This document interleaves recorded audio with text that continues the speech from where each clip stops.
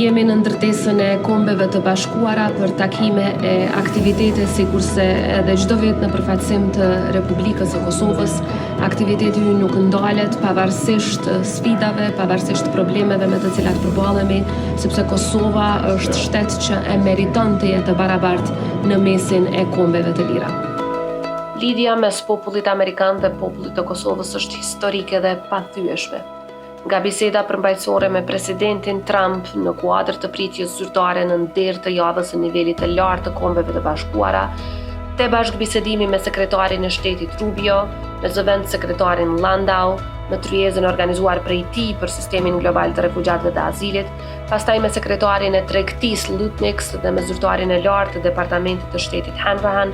potencova vazhdimisht se aleanca me SBA mbetet boshti pathyeshëm për Kosovën dhe qytetarët e saj. E njëjta frymë u reflektua edhe në takimet me kryesuesin e Nën-Komitetit për Evropën, në Komisionin e Punëve të Jashtme të Dhomës së Përfaqësuesve, si dhe me senatorë e kongresistë amerikan. Java e nivelit të lartë të Kombeve të Bashkuara si çdo herë ishte një mundësi e veçantë për të realizuar takime bilaterale me presidentë të vendeve aleate dhe të shteteve që ende nuk e kanë njohur Kosovën. Gjatë kësaj jave kisha takime bilaterale me presidentin e Finlandës, presidentin e Guinea-Bissaut, presidentin e Senegalit, kryeministrin e Bahamas, kryeministrin e Bangladeshit, përfaqësuesen e lartë të Bashkimit Evropian, ndihmës sekretarin e përgjithshëm të NATO-s, sekretarin për marrëdhënie me jashtë të Selisë së Shenjtë, si dhe me liderë të tjerë. Ashtu kisha nderin të bashkëbisedoj me presidentin e Turqisë, atë të Shqipërisë, të Polonisë, të Konfederatës Zvicrane, të Slovenisë, të Portugalisë, të Kenjas, të Mikronezisë, të Republikës Dominikane, të Madagaskarit, të Surinamit, Kiribatit, të Azerbajxhanit, Uzbekistanit, si dhe princin e kurorës së Kuvajtit. Gjithashtu ishte kënaqësi të bashkëbisedoj me kryeministrat e Kanadas, të Japonisë, Australisë, Irlandës, Belizës, Ishujve Solomon, Mbretërisë së Tongës, si dhe me ministrat e jashtëm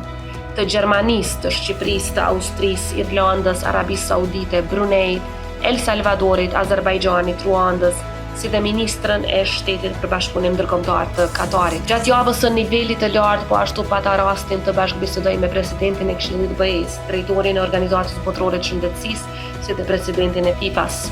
Në kuadër të kësaj vizite, pata nderin të realizoj një vizitë shkëlqyeshme në Kolegjin e Luftës së Ushtrisë Amerikane dhe të mbaj një adresim para oficerëve të lartë ushtarak si dëshmi shtesë e bashkëpunimit shkëlqyer mes Kosovës dhe SBA-ve në fushën e mbrojtjes, duke riafirmuar kështu përkushtimin tonë të palëkundur për mbrojtjen e paqes dhe sigurisë. Në ngjarje të tryezat e veçanta të organizuara në kuadër të javës së nivelit të lartë, kisha fjalim në Clinton Global Initiative për rëndësinë e fuqizimit të grave, pastaj së bashku me presidentin Bill Clinton përmbyllëm ngjarjen kryesore të përvjetorit të CGI dhe kishim takime edhe me pjesëmarrës të tjerë në këto organizime. Kam pasur nderin të mbaj fjalim në takimin e Fondit Global për angazhim dhe qëndrueshmëri të komunitetit, me ftesë të ministrit të jashtëm të Gjermanisë të marrë pjesë në pritjen e organizuar nga misioni i Gjermanisë për liderët botëror.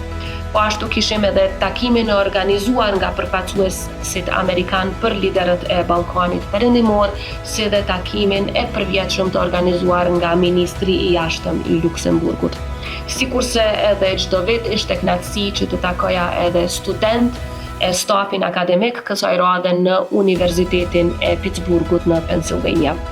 Përgjatë shëndrimit në New York, po ashtu nderova edhe me çmimin Women Empowerment Award nga organizata F4D, si dhe kam realizuar intervistë në Fox News për Fox and Friends, ku fola për popullin më pro-amerikan në botë në lidhjen tonë të veçantë me Shtetet e Bashkuara të Amerikës. E si çdo herë ishte një kënaqësi e nderi veçantë të jem në mesin e mërgatës sonë, ata që mbeten ura më e fortë lidhëse mes dy vendeve tona.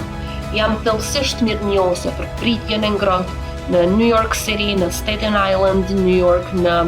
Waterbury, Connecticut, në Philadelphia të Pennsylvanisë. Po ashtu ishte kënaqësi e veçantë të takoja të rinj shqiptaro-amerikanë, si dhe të mbaj fjalim në gallambrënien e organizuar nga Albanian American Relations Council. Për herë dhe në çdo hap me aktivitete e angazhim vetëm në interes të Kosovës.